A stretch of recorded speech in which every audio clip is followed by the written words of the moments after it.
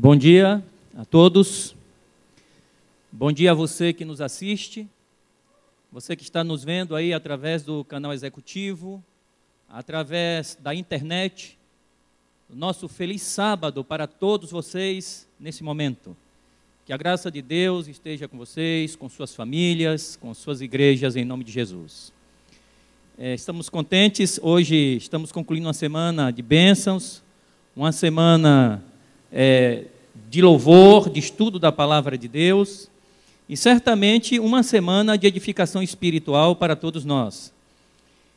Nós temos um tema de hoje, que eu acho que é o tema que coroa tudo que nós tentamos extrair da palavra de Deus pela orientação do seu Espírito Santo, e é o tema sobre Jesus. Eu falei durante a semana sobre cosmovisão, sobre o corpo, sobre fazer amigos, sobre a oferta, sobre a casa do tesouro, enfim,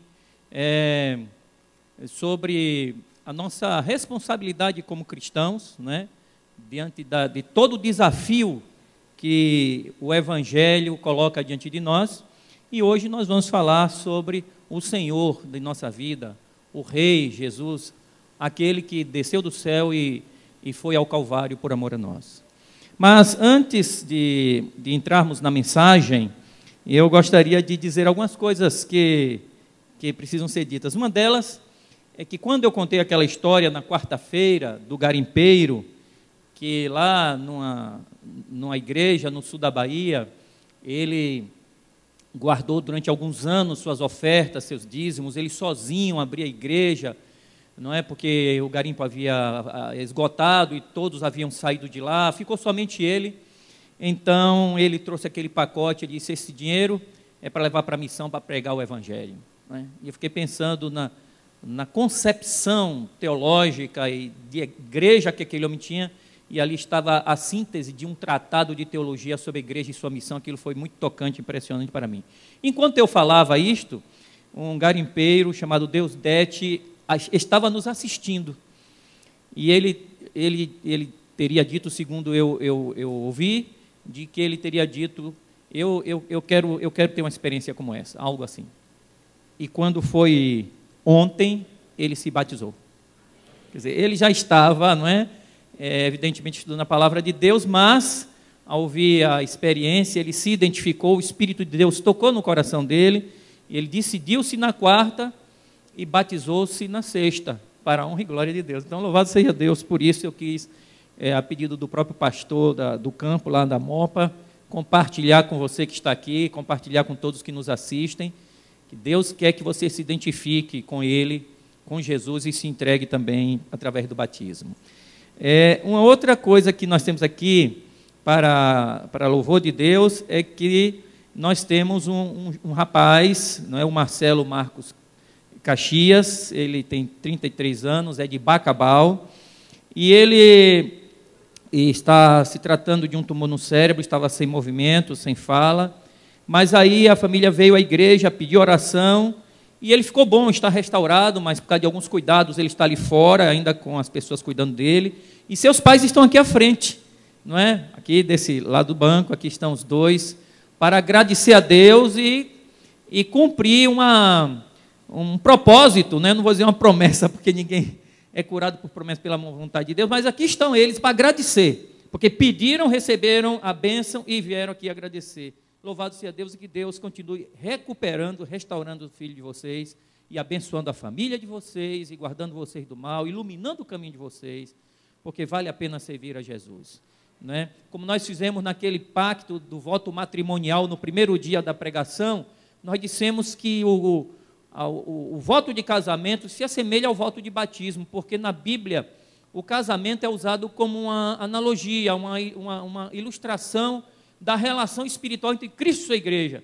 Então nós fizemos o voto matrimonial com todos os que nos assistiram naquela ocasião, aí pela internet e pela TV, e fizemos o voto com os que estavam aqui, o voto matrimonial, em que nós unimos a igreja a Cristo como salva e salvador, redimidos e redentor. E aquilo que Deus ajuntou, não separe o homem, não é? De modo que, louvado seja Deus pela gratidão desse casal que está aqui, dessa família, que veio aqui para agradecer a Deus pela bênção que receberam.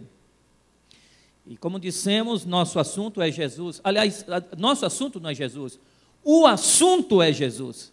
Ele é o começo e ele é o fim de tudo. Ele é o centro de tudo. Eu me lembro que meu sogro, quando vivo, algumas pessoas diziam assim, mas a Bíblia tem que ficar sempre em cima dos outros livros. Aí ele dizia para mim assim, para mim a Bíblia pode ficar em qualquer lugar. Se ela estiver embaixo, ela é a base. Se estiver no meio, é porque ela é o centro de tudo. Se estiver em cima, é porque ela é o mais importante. Em todo lugar que a Bíblia estiver, ela sempre vai ser o destaque. Ele tinha essa forma de raciocinar, né? Mas Jesus, a palavra de Deus, onde ele estiver, ele é o centro. Onde ele estiver, ele sempre vai ter o destaque. Certo? Então é esse Jesus que nós nos reportamos. É desse Jesus que nós falamos, o Criador de todas as coisas, aquele que desceu do céu, o Verbo que se fez carne e habitou entre nós, e vimos a sua glória como a glória do unigênito do Pai.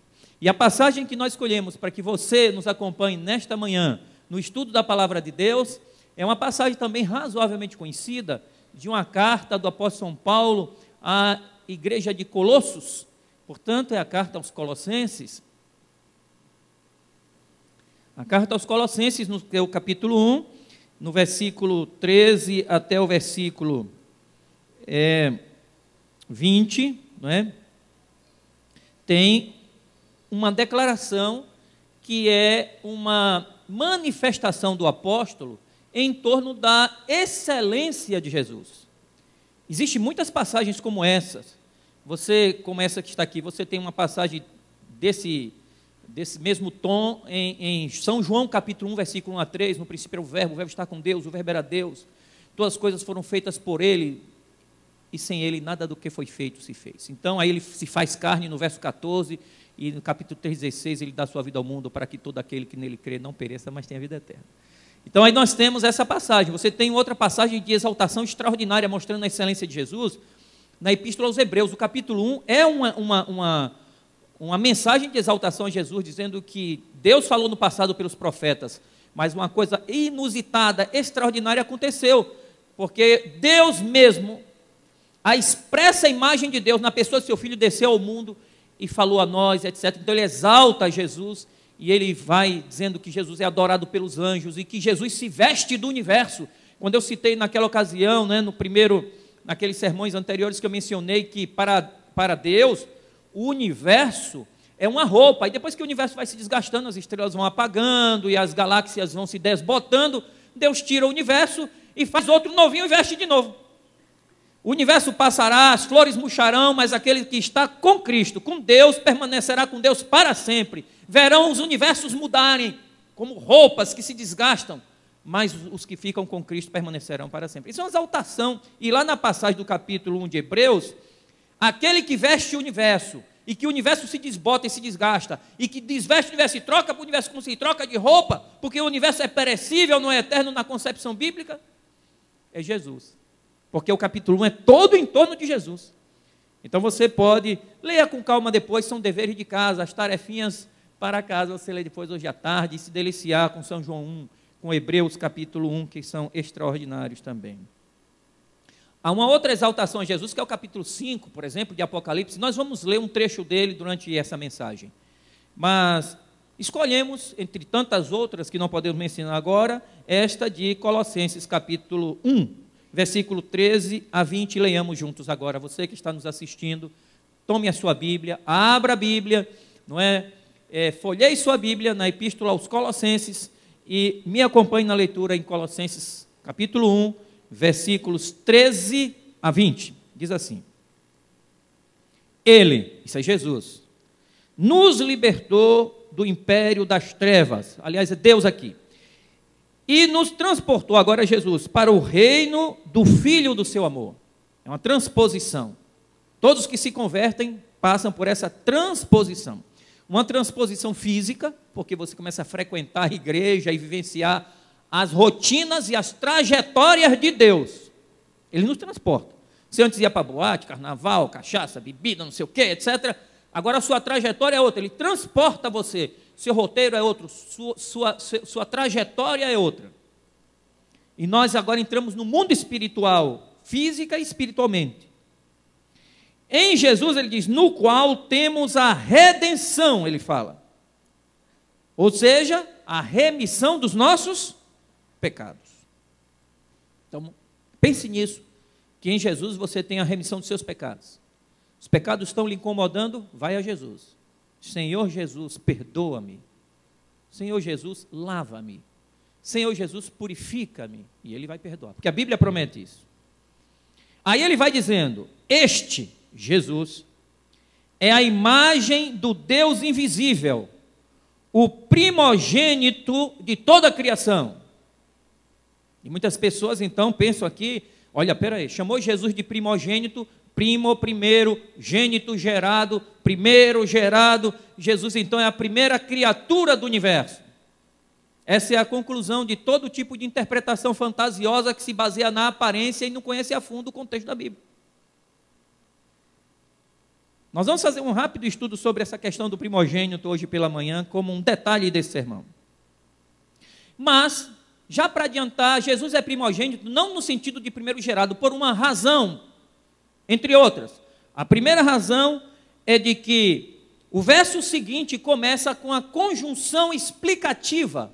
Em algumas Bíblias diz assim, ele é o primogênito, pois, aí passa a explicar. Ele é o primogênito, por quê? E passa a explicar. Tanto no português como no grego, essa partícula tem a função explicativa.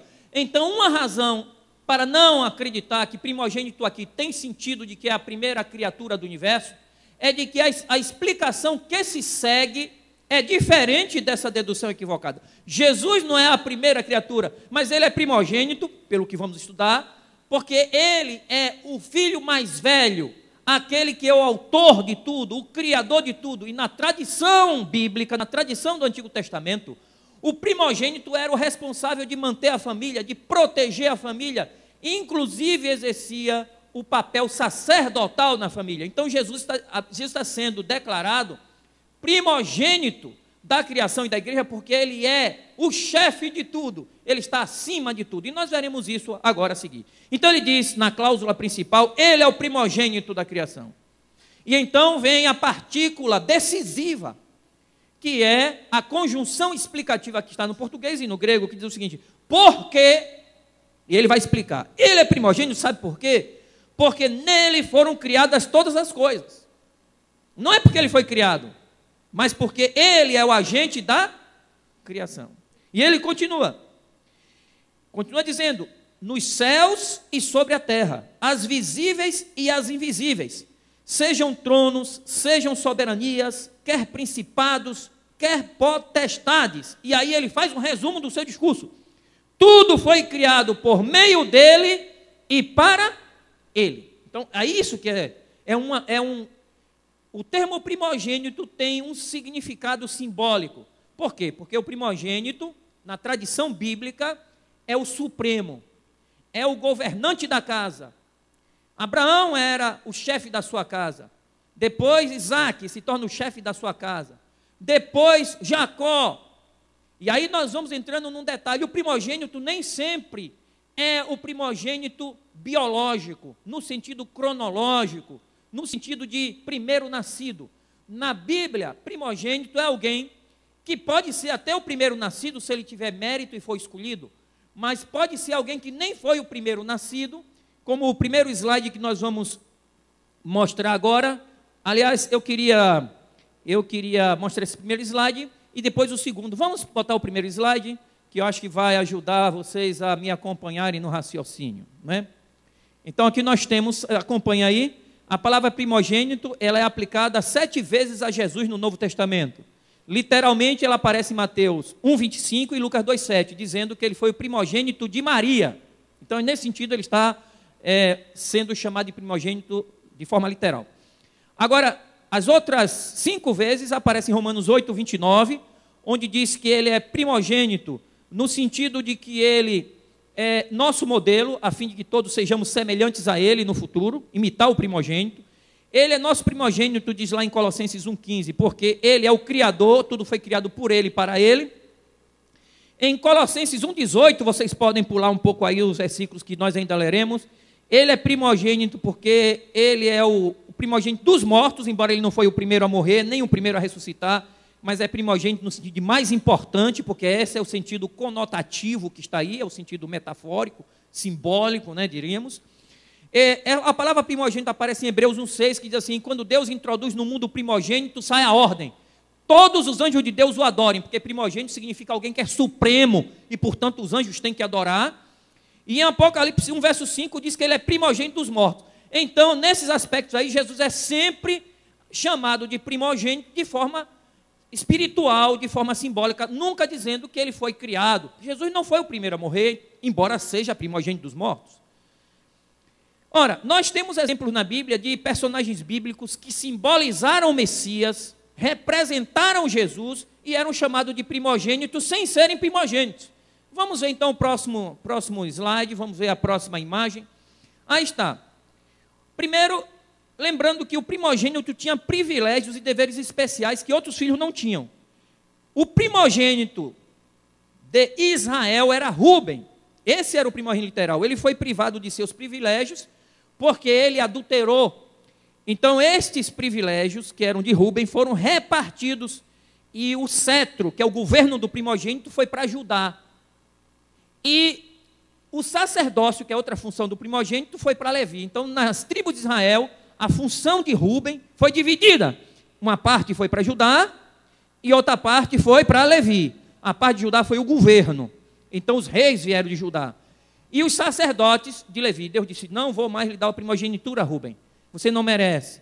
Vou dividir o poder que era seu, a primogenitura vai ser dividida. E interessante que essa primogenitura que é dividida é profetizada que quando viesse Siló, ou Salém, o rei da paz, a primogenitura do governo e a primogenitura do sacerdote seria unida novamente num só indivíduo. Siló é Jesus, o rei da paz, Salém. E quando Jesus vem, então ele reúne em si o governo de Judá e o sacerdócio de Levi. Bom, essa interessante história nós vamos continuar explicando no próximo slide. Por favor, apresentemos o próximo slide. Aqui nós temos um personagem no Salmo 89, 20 a 27, que o tempo não permite ler as passagens, falando de Davi. Deus diz: Davi será chamado meu primogênito. E aqueles que quiserem aqui acompanharem, aí podem abrir a sua Bíblia, que lá está o relato bíblico de Davi. Mas nós sabemos que Davi era o filho caçula de Jessé. Ele não era o filho mais velho.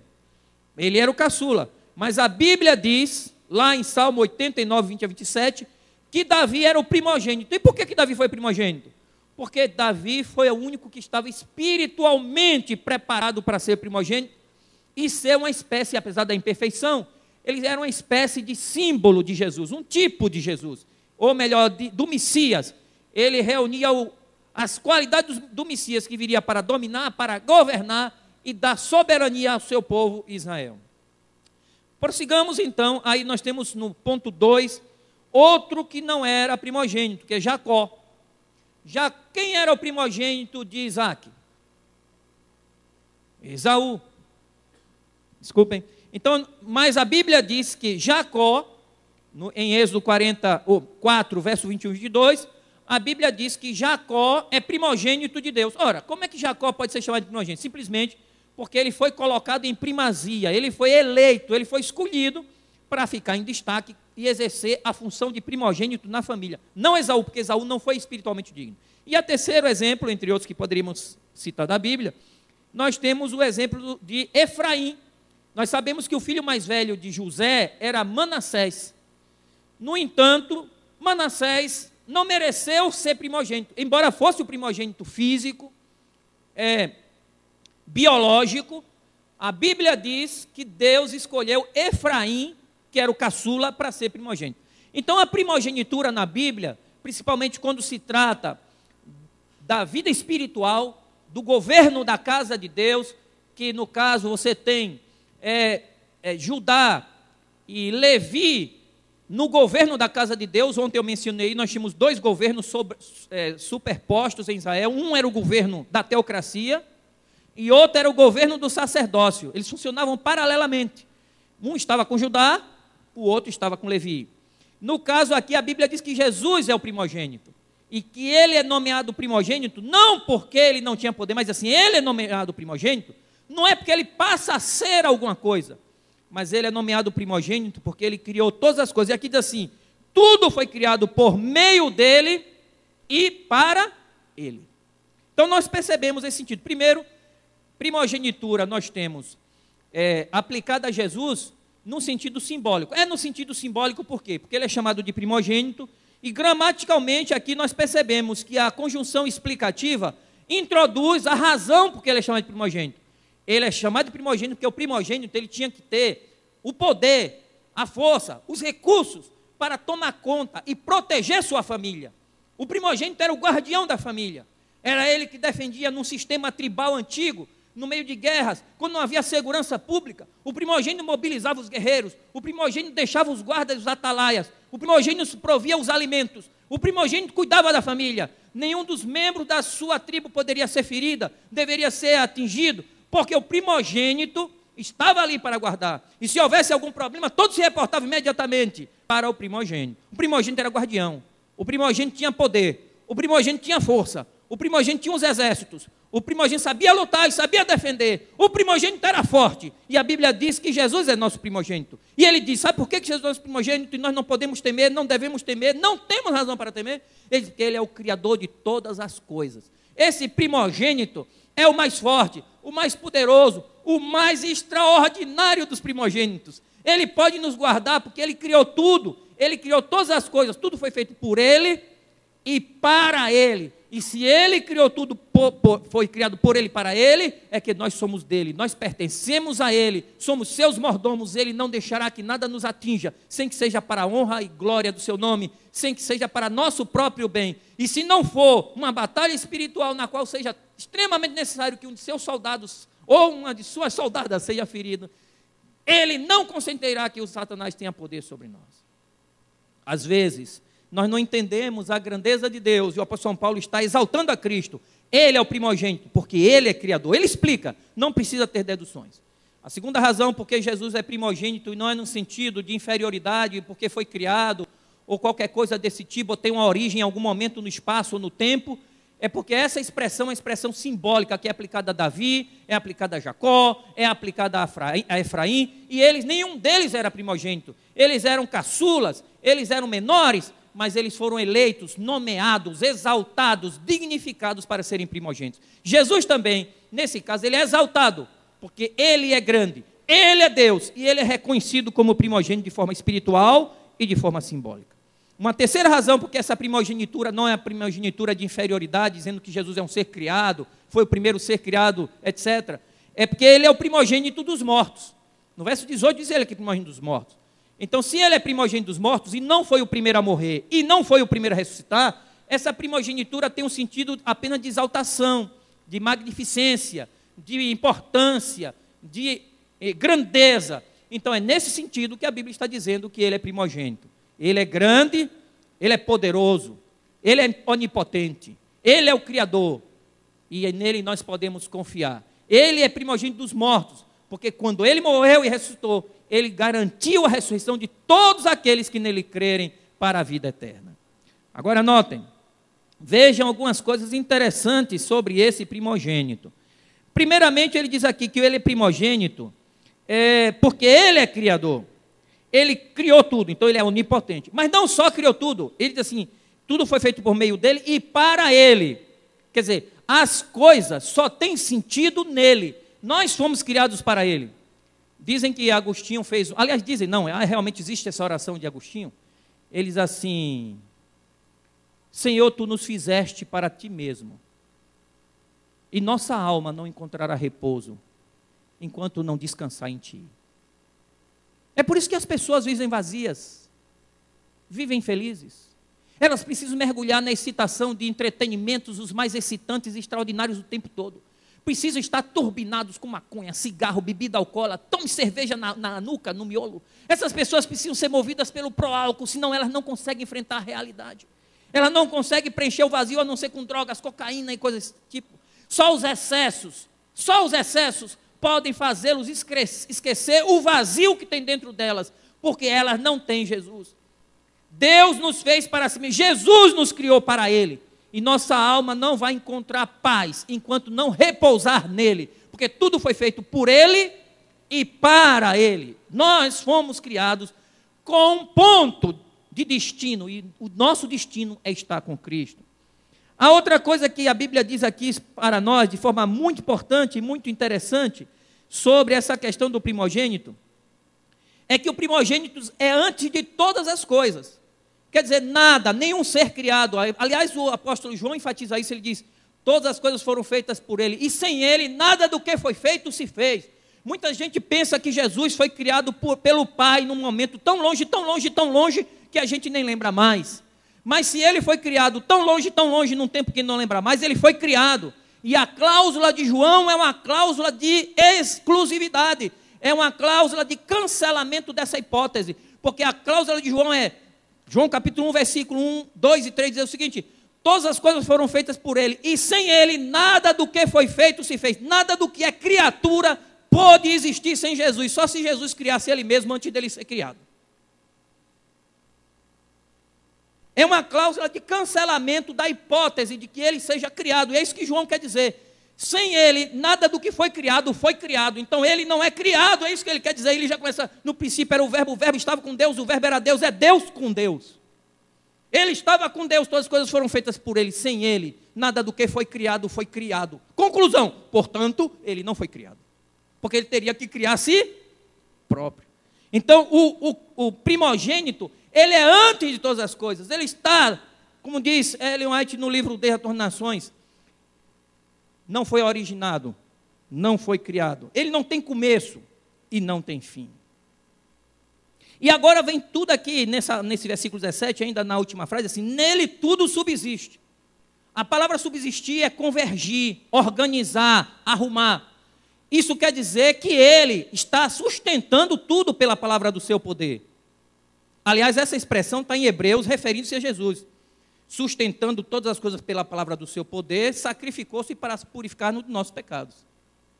O livro das Retornações diz que a mesma mão que estava crucificada na cruz, era a mesma mão que sustentava os mundos no espaço, e sustenta os mundos no espaço.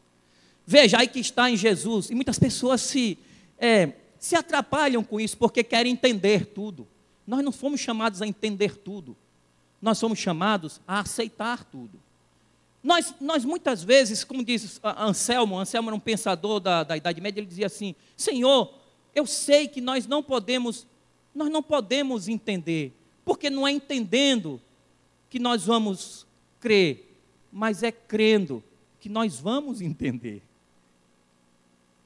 As pessoas, às vezes, os meus alunos de cristologia dizem, pastor, agora aqui eu vou entender esses conflitos, essas contradições. E eu dizia, não, eu vim, depois dessa disciplina, vocês vão sair com mais dúvidas do que entraram aqui. Agora essas dúvidas vão produzir mais confiança, ou vão deixar você com as mesmas inseguranças. Porque o problema não está nas explicações, o problema, a solução está na relação com Jesus. Não é para você explicar tudo, porque Jesus e em Jesus, todas as contradições se resolvem. Ele é princípio e ele é fim. Ele é infinito, mas ao mesmo tempo é finito, porque se tornou homem. Ele é criador diante do qual os anjos se ajoelham. E ele é criatura, junto conosco ele ora ao Pai. Ele é limitado como homem e é ilimitado como Deus. É onipotente e sustenta tudo, mas treme em oração suando sangue no Getsemane. Jesus é a somatória de todas as cláusulas contraditórias, porque nele tudo se resume e nele tudo se explica. A explicação não está em dar uma informação cognitiva. A solução está em encontrar-se com Deus, com Jesus. Veja o caso de Jó. Jó estava cheio de dúvidas. Por que isso aconteceu? Por que isso aconteceu? Por que meus filhos? Por que minha riqueza? Por que minhas fazendas? Por que essa tragédia? Por que minha saúde? Aí Deus aparece para ele. E Deus fala com ele. Aí ele disse, eu agora entendi tudo. Não porque o Senhor falou nada para mim. Eu entendi tudo porque eu te vi. Eu me encontrei contigo. Quando nós encontramos com Cristo, é como uma criança que está com medo, tem um bicho, tem um monstro, ou está no escuro, algo vai me pegar. Minha mãe, eu estou com medo de ver um bicho. E quando a mãe abraça, diz, agora está tudo resolvido. não tem mais bicho, não tem mais medo. Não foi porque a mãe explicou, é porque a mãe abraçou. Quando nós nos deixamos abraçar por Jesus, nós encontramos a explicação para nossos dilemas. Nós encontramos a solução para nossos problemas. Nós encontramos o alívio para nossas almas. E ele diz, o meu jugo é suave, o meu fardo é leve. A minha paz vos dou, não vos la dou como o mundo a dá. Não se turbe o vosso coração. E ele continua aqui, o apóstolo Paulo, exaltando Jesus. E agora a exaltação vai aumentando, ele diz, porque ele é a cabeça do corpo da igreja, diz o verso 18. Ele é o princípio, o primogênito entre os mortos. Aí vem a conclusão, uma pré-conclusão do discurso. Tudo isso ele está dizendo, para que em todas as coisas tenha primazia. Então o objetivo de chamá-lo de primogênito é para exaltá-lo, e não para dizer que ele é um ser criado. E que tendo feito, porque aprove a Deus que nele residisse toda a plenitude, mais uma vez, e aqui a plenitude da divindade, no capítulo 2, verso 9, para quê? Porque em Cristo Jesus, nele habita corporalmente toda a plenitude da divindade. E ele diz então, e que havendo feito a paz pelo sangue da sua cruz, por meio dele reconciliasse consigo mesmo todas as coisas, quer sobre a terra, quer sobre o céu. Porém, amigos e irmãos, a exaltação a Cristo é uma exaltação extraordinária, porque Ele é Criador, porque Ele é onipotente, porque Ele é o primogênito que pode nos proteger, pode nos defender, pode nos guardar. E Ele diz, todo o poder me é dado no céu e na terra. Eis que eu estou convosco todos os dias. E como seus filhos e filhas, seus mordomos, nós não precisamos temer. Nós só precisamos avançar. Avançar no trabalho de Deus, e avançar na santificação para Deus, para servir a Deus.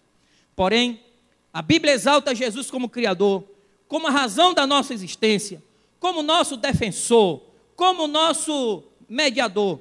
Mas uma das exaltações mais extraordinárias está no capítulo 5 de Apocalipse, que eu quero que vocês me acompanhem na leitura. Capítulo 5 de Apocalipse. No capítulo 5 do Apocalipse aparece a visão do livro selado com 7 selos e do Cordeiro. Esse livro, de acordo com os manuscritos liberados de Ellen White, ela faz uma interpretação parecida com o Comentário Bíblico Adventista e com a interpretação de vários especialistas que analisam exegeticamente a Bíblia. E ela diz que esse livro é o livro do destino e o livro da história humana, que está na mão de Deus. E a história humana e o destino humano não tinha ninguém para cuidar, porque estava nas mãos de Satanás. E essa história é relatada na Bíblia, que quando o pecado entrou no mundo, Satanás se tornou o príncipe deste mundo, o Deus deste século. E agora o mundo está alienado, não tem dono, é um documento nos arquivos do céu, isso é uma ilustração bíblica extraordinária. É um arquivo, é um documento nos arquivos do céu, que não tem dono, está alienado, é uma propriedade invadida, ela está deteriorada, ela está danificada, ela está contaminada, ela está poluída pelo pecado e também pelos elementos. E agora está Deus segurando aquele documento. Ninguém quer pegar aquela coisa, ninguém é digno de pegar, porque ninguém tem competência, nem capacidade para consertar o que foi estragado, ninguém tem poder para corrigir o que foi distorcido. E aquele documento que fora dos arquivos está ali fora, porque se aquele documento não tiver dono, essa propriedade tem que ser totalmente desfeita e destruída. Esse planeta vai ser alienado, vai ser consumido, porque não tem dono, não tem quem se responsabilize por ele. E ele está segurando aquele livro. E então diz a Bíblia que enquanto o trono de Deus, a mão do Pai segura o livro, e se procura no céu e na terra alguém para pegar esse livro, não se acha ninguém. João sabe o que significa isso. João está preocupado, João está aflito, ele diz, o planeta Terra está em perigo, a própria subsistência da humanidade está em risco, ninguém se apresenta para salvar a humanidade, e João começa a chorar. João está chorando porque alguma coisa tem que ver com ele, alguma coisa tem que ver com as pessoas que ele ama, alguma coisa tem que ver com a sua concepção de mundo. João sabia que o mundo está em pecado, João sabe que na cosmovisão bíblica o pecado entrou no mundo e que o mundo precisa ser redimido, e na visão que ele tem, ele vê que o documento do mundo, a história do mundo e o destino do mundo está na mão do Pai. E ninguém quer pegar esse destino, porque esse destino é podre. Ninguém quer pegar essa história, porque essa história é contaminada. no céu e na terra, ninguém pode, ninguém quer, ninguém é digno. E João chora, e chora, e chora. Enquanto ele está chorando, alguém se levanta e diz: João, não chore. Achou-se alguém, João, que vai pegar o documento. João se alivia. Naturalmente, eu imagino João enxugando as suas lágrimas na sua roupa, na sua capa, e ele está agora aliviado. Alguém vai pegar. Quem vai pegar esse documento? Quem vai impedir que a terra seja extinta do universo? E então a Bíblia diz que o cordeiro vai lá. E sabe por que o cordeiro vai lá? É porque ele é primogênito. O primogênito é o defensor da família. O primogênito, ele desceu à terra, se tornou homem. E na hora que mexeram com os homens, ele tomou a frente dos homens. Está vendo? Por isso que ele precisava se tornar um ser humano. Ele precisava, para interferir na vida dos homens, precisava ser homem. Mas para ter poder para corrigir a vida da humanidade, precisava ser Deus. Para salvar o homem, tinha que ser Deus, com o poder de Deus. Mas para interferir na vida dos homens, tinha que ser homem, com a natureza dos homens. Se fosse só homem, não poderia resolver o problema, porque mesmo que tivesse vontade, não teria poder. E se fosse só Deus, teria o poder, mas não teria o direito de interferir, porque só os homens poderiam interferir diretamente na vida dos homens. Por isso que o Salvador tinha que ser Deus, com o poder de Deus, e tinha que ser homem, com a natureza dos homens. Aí Jesus vem e diz assim: eu tomo o livro. E quando ele toma o livro, nossa vida está garantida, e João se alivia, porque agora o destino dos homens está seguro. Só que tem um detalhe, meus amigos. Percebam que aqui no Apocalipse capítulo 5, é feito, aliás, capítulo 4, verso 11, é feito um louvor ao Deus Todo-Poderoso assim: tu és digno, Senhor e Deus nosso, de receber glória, honra, poder, porque todas as coisas que tu criaste, sim, por causa da tua vontade, vieram existir e foram criadas. Na hora de exaltar o Criador, são 3 louvores. 3 louvores: glória, honra e poder, porque é Criador. Agora note no capítulo 5, no versículo 12. Note, capítulo 5, versículo 12, quando ele fala de Jesus. Quando ele vai exaltar Jesus, porque Jesus é o homem que morreu por nós, o cordeiro que morreu por nós, ele recebe 7 louvores. Louvores maior do que o próprio Criador. Quer dizer, ele como Criador recebe 3.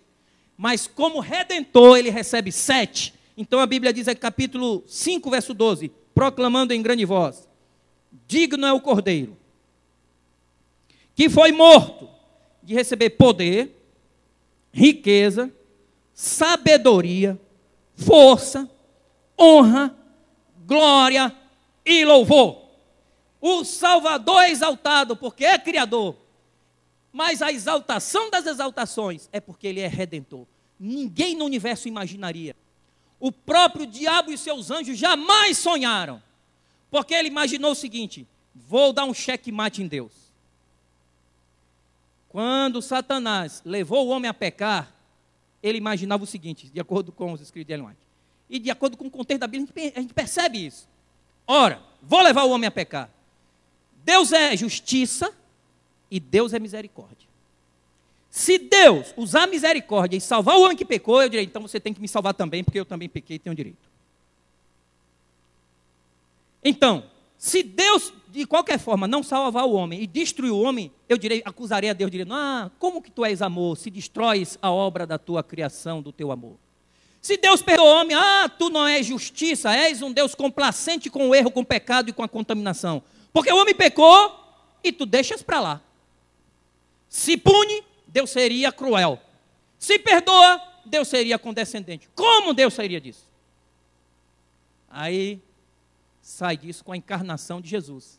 Então, quando Jesus encarna, Jesus morre pela humanidade. A justiça de Deus acontece e todo que nele crê se salva. E o diabo diz: mas aí não vale, porque ele morreu pelos outros, eles todos não morreram. Aí Deus diz: sim, no dia que um homem pecou, todos se tornaram pecadores. Agora, na hora que um homem foi justo, todos que nele creem se tornam salvos. A lei é uma só, para perdição e para salvação. Se todos se perderam em um, que todos se salvem em um, em Cristo Jesus. Louvado seja Cristo, porque Ele é nosso primogênito e protetor, é nosso defensor, é nosso Senhor, Ele é o chefe da nossa casa, Ele é o cabeça da igreja, Ele é aquele que protege nos perigos e aquele que nos abraça no momento da aflição. É o Senhor Jesus que criou todas as coisas, e por isso nós não podemos ter medo e nem podemos ficar inseguros. Ele tem poder, ele sustenta os mundos no espaço, ele sustenta o universo nas suas circunvoluções por aí afora. Ele cuida de cada um de nós, ele alimenta os passarinhos, ele faz a flor desabrochar e ele não vai esquecer de você. Ele não esquece de você. Ele não esquecerá de você. A promessa de Hebreus 13 é: não te deixarei, nunca, jamais te abandonarei. Você é meu servo, você é minha serva, você é meu mordomo, você é minha mordoma.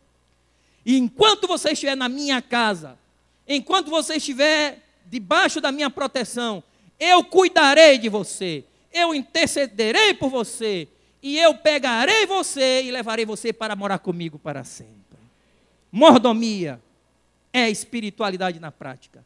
Mordomia é um compromisso profundo, constante, irrevogável, irretratável com Deus. Porque o lucro é só nosso. Porque é muito bom eu, um vendedor individual de bolinho, fazer um acordo com a Microsoft e com a Apple, os dois juntos, e o governo dos Estados Unidos, e vamos rachar o lucro meio a meio. Seria uma vantagem muito grande. Nós, pecadores, nem bolinho temos para vender, e Jesus nos chama para ser sócios dele, dividir com ele, meio a meio, o universo inteiro que herdaremos, o novo céu, a nova terra onde habita a justiça. O primogênito criador diz assim: eu sou o primogênito da humanidade, você quer ser meu irmão? E ele não nos trata com desprezo, ele diz: eu vos chamo de irmãos. Portanto, nós temos um parente no céu. Um parente. Nós temos um representante nosso. Já pensou na hora que alguém disser, o diabo vem para nós nos acusando, você é pecador? Diz, cala a boca aí que eu vou consertar a minha vida com a ajuda do meu irmão. É meu irmão. E eu não tenho o que temer. Mordomia é espiritualidade na prática. Mordomia é relação com Deus. Mordomia é entender que Jesus é Senhor de tudo e de todos. E que Ele fez tudo por nós. E tudo o que fazemos por Ele é pouco. É menos do que bolinho na feira. Ele é o dono de toda essa multi-universal. Não é multinacional, é a multi-universal. E Ele então nos chamou para ser sócio dEle, para morar com Ele, para ser membro da família dEle. E Ele diz, não tem problema, meu capital todo está à sua disposição. Quantos gostariam de dizer, Senhor Jesus, eu quero aceitar essa proposta. Eu quero aceitar essa proposta. Eu quero aceitar esse compromisso. Eu quero assinar esse contrato logo, Senhor. Eu quero selar a minha fé. Eu quero me entregar a Ti. Eu quero dar a Ti tudo que eu sou e tudo que eu tenho. Porque tudo que eu tenho, tudo que eu sou, é pouco, é nada, é menos que nada. E eu só sou, só tenho, só serei se eu estiver contigo. E de Ti eu recebo tudo, portanto contigo eu quero viver. A Ti eu quero pertencer para sempre. Se você tem esse pensamento, agora ore comigo. Ore comigo, entregando sua vida a Jesus Cristo. E dizendo, Senhor meu Deus, que maravilhoso é esse primogênito. Que maravilhoso é esse Jesus, onipotente, criador, a razão de existir. E Ele é grande, Ele é maravilhoso, Ele é mais exaltado ainda, não só pelo seu poder, mas porque Ele se tornou nosso irmão, o Cordeiro. Tomou nosso destino, nossa história em suas mãos. Oremos ao Senhor entregando a nossa vida. Agora eu peço que você, onde você está, se você puder se levantar, se levante. Se não, levante sua mão. E aqui os que puderem levantar, levantem-se. E vamos ficar em pé para dizer para esse primogênito que nós queremos ser membros da família dele. E que nós queremos pedir que ele seja o primogênito da nossa vida. Aquele que cuida da proteção material e aquele que cuida da proteção espiritual, rei e sacerdote. Aquele que vai colocar tudo que ele tem no nosso negócio. Entra com tudo e nós com o que temos. Isso quer dizer capital zero ou negativo. Ele compra nosso passivo. E ele investe tudo que ele tem e nós ficamos no positivo, um positivo eterno. Oh, meus amigos, meus irmãos, vocês que me assistem, meus irmãos, minhas irmãs. Vamos entregar o que somos e o que temos àquele que tudo é e tudo tem. É nossa única esperança. É nossa única alternativa real e verdadeira. Oremos ao Senhor agora.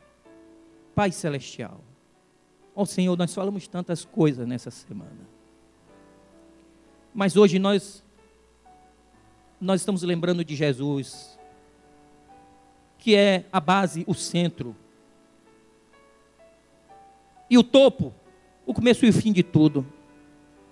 Porque tudo nele se resume, tudo nele se encontra, tudo nele se explica. Nossa vida, às vezes, não está bem explicada, não está bem resumida, não está bem direcionada, mas nós queremos direcionar hoje. E por isso que nós clamamos por Jesus agora, em favor daqueles que estão nos ouvindo, nos assistindo, e todos que estão aqui agora, por nossas famílias e nossas igrejas. Queremos colocar, Senhor, nossos problemas materiais, porque Tu és o Rei que cuida da vida, do governo desse mundo, do nosso destino, da nossa história.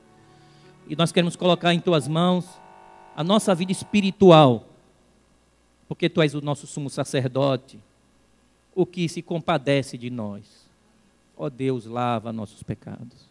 Ao terminar essa oração, esse amém, que as almas que nos assistem, as pessoas que nos ouvem agora, nos assistem, todos aqui e onde estiverem, tenham seus pecados lavados e perdoados e purificados no sangue de Jesus. E que eles façam um compromisso com Deus, de depositar aos pés de Jesus tudo o que são e que têm para a obra de Jesus. E que essas pessoas também, Senhor, neste momento, aqueles que ainda não se decidiram pelo batismo, decidam agora e se batizem. Porque essa é a ordem do nosso Senhor, do nosso primogênito. Nós colocamos nossa vida, nossas vidas em Tuas mãos. No nome do nosso primogênito, nosso irmão, o Senhor Jesus. Amém.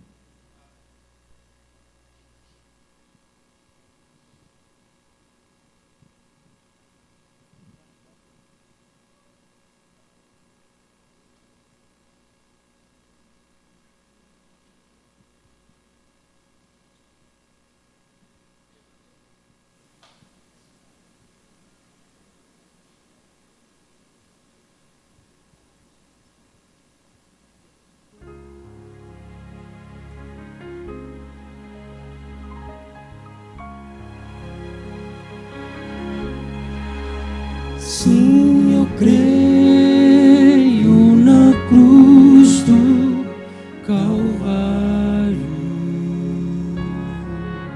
Sim, eu sei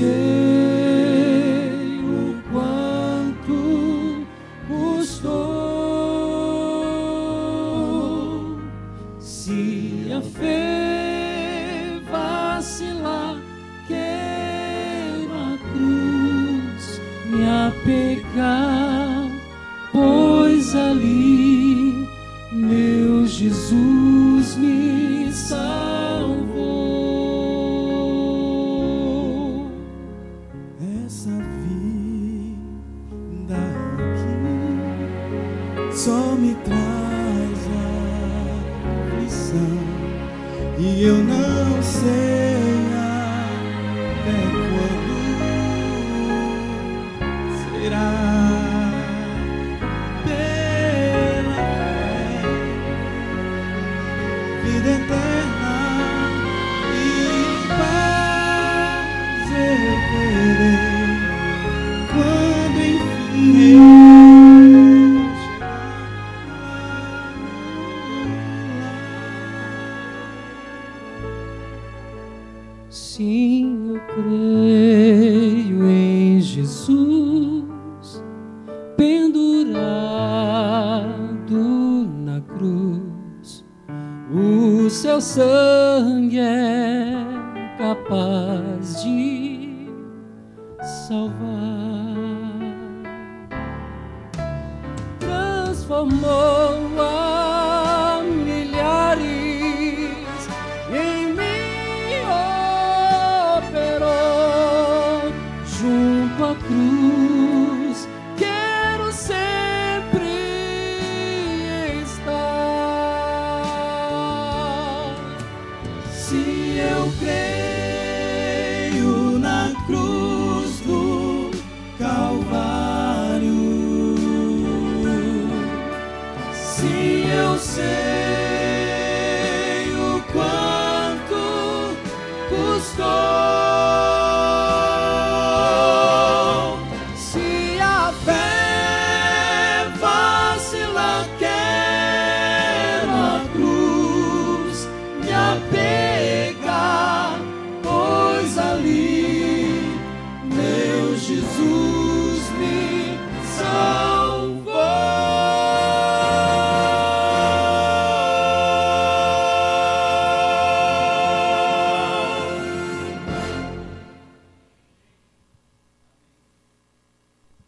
Amém.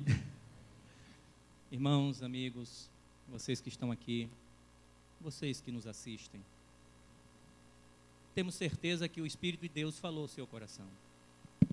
Nós desejamos que você medite sobre isso. Servir a Jesus é um grande privilégio, uma grande honra. É pegar o nosso passivo, a nossa condição negativa. Nós só temos lucro e só investimos bem se investir a nossa vida inteira em Jesus. E se você está vacilando, se apegue à cruz, se agarre a esta cruz. Esta cruz é o caminho, esta cruz é a porta, e ela vai te conduzir à vida eterna no nome do Senhor Jesus. Ore comigo agora, entregando a sua vida a Jesus, renovando seus votos com Jesus, entregando-se a Ele irreversivelmente, irretratavelmente.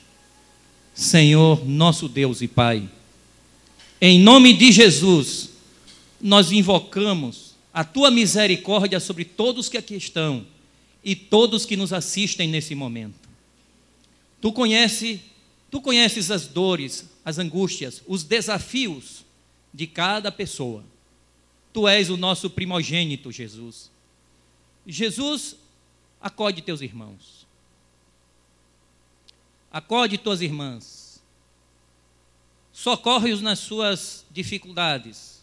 Como prometestes em tua palavra e fizeste tantas vezes com tantas pessoas, inclusive aqueles que aqui vieram agradecer pelo teu socorro. Senhor Jesus, aceite a nossa entrega agora.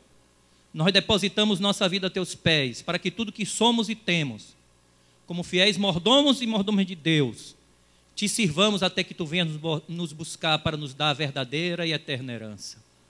Em tuas mãos nos colocamos, nos teus braços nos acolhemos. A ti esperamos, na certeza que tu virás buscar a tua família. Em teu santo nome pedimos e agradecemos. Amém, Senhor.